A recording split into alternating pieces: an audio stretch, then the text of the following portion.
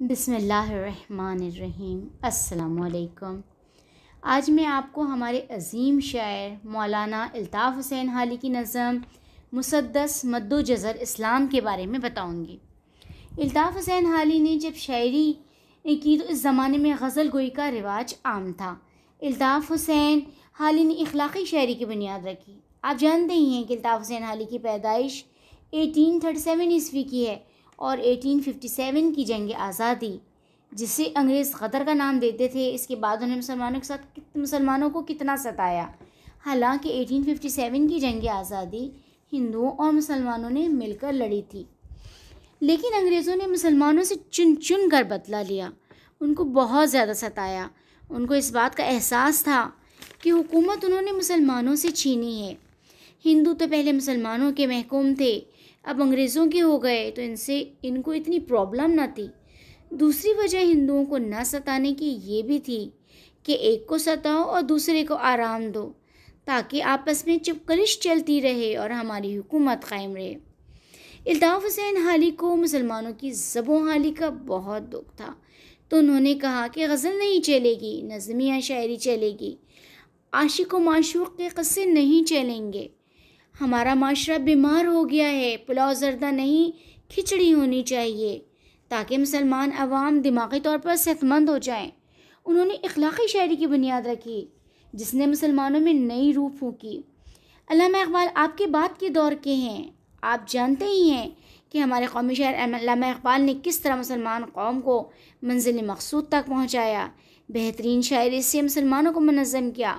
قائد اعظم کو مسلمانوں کی قیادت کرنے کے لیے تیار کیا، اور مسلمانوں نے الحمدللہ پاکستان حاصل کیا۔ علامہ اقبال کی جو شاعری ہے وہ مجھے لگتا ہے کہ الطاف حسین حالی جو بنیاد ڈالے تو آگے چل کر ہمارے علامہ اقبال نے اس کام کا بیڑا اٹھایا اور اس کام کو پورا کیا۔ بہرحال میں ابھی جو ہے آپ کو مسدس مد و جزر اسلام کی میں سے اشعار پڑھ کے سنا رہی ہوں۔ عرب جس کا چرچا ہے یہ کچھ وہ کیا تھا، جہاں سے الگ ایک جزیرہ نما تھا، زمانے سے پیوند جس کا جدا تھا، نہ کشور ستا تھا نہ کشور کشا تھا، تمدن کا اس پر پڑا تھا نہ سایہ، ترقی کا تھا وہاں قدم تک نہ آیا، نہ آب و ہوا ایسی تھی روح و پرور، کہ قابل ہی پیدا ہوں خود جس سے جوہر، نہ کچھ ایسے ساما تھے وہاں میسر، کنول جس سے کھل جائیں دل کے سراسر، یہ نہ سبزہ تھا صحرا میں پیدا نہ پانی، فقط آب باراں پہ تھی زندگانی، وہ دنیا میں گھر سب سے پہلے خدا کا، خلیل ایک معمار تھا جس بنا کا، ازل میں مشیت نے تھا جس کو تاکا، کہ اس گھر سے ابلے گا چشمہ خدا کا، وہ تیرٹ تھا ایک بت پرستوں کا گویا، جہانا میں حق کا نہ تھا کوئی جویا، قبیلے کا بت ایک جدا تھا، کسی کا حبل تھا کسی کا صفا تھا،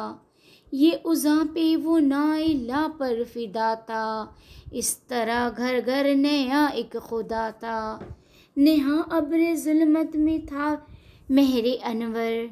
اندھیرا تھا فاران کی چوٹیوں پر، چلن ان کے جتنے تھے سب وحشیانہ، ہر ایک لوٹ اور مار میں تھا یگانہ، یوں ہی فسادوں میں کٹتا تھا ان کا زمانہ، نہ تھا کوئی قانون کا تازیانہ، وہ تھے قتل و غارت میں چالاک ایسے،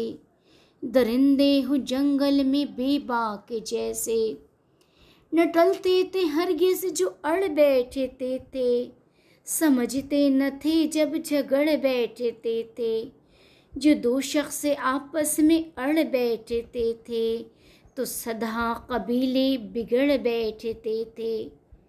بلند ایک ہوتا تھا گرواں شرارہ، تو اس سے بھڑک اٹھتا تھا ملک سارا، کہیں تھا مویشی چرانے پہ جھگڑا، کہیں پہلے گھوڑا بڑھانے پہ جھگڑا، لبے جوں کہیں آنے جانے پہ جھگڑا، کہیں پانی پینے پلانے پہ جھگڑا، یوں ہی روزے ہوتی تھی تکراریں ان میں، یوں ہی چلتی رہتی تھی تلواریں ان میں۔ یکایک ہوئی غیرت حق کو حرکت، بڑھا جانے بو قبے سے ابر رحمت، ادا خاک بتانے کی وہ ودیت، چلے آتے تھے جس کی دیتے شہادت، ہوئی پہلوئے آمنہ سے ہوئی دا، دعائے خلیل اور نوید مسیحا، ہوئے محو عالم سے آثار ظلمت، کہ تالے ہوا ماہ برج سعادت، نہ چٹکی مگر چاندنی ایک مدت، کہ تھا ابر میں ماہ تاج رسالت، یہ 40ویں سال لطف خدا سے، کیا چاند نے کھیت غار ہرا سے، وہ نبیوں میں رحمت لقب پانے والا، مراد غریبوں کی برلانے والا، مصیبت میں غیروں کے کام آنے والا، وہ اپنے پرائے کا غم کھانے والا، فقیروں کا ملجا ضعیفوں کا ماوا، یتیموں کا والی غلاموں کا مولا، خطا کار سے در گزر کرنے والا، بد اندیشی کے دل میں گھر کرنے والا، مفاسد کا زیر و زبر کرنے والا،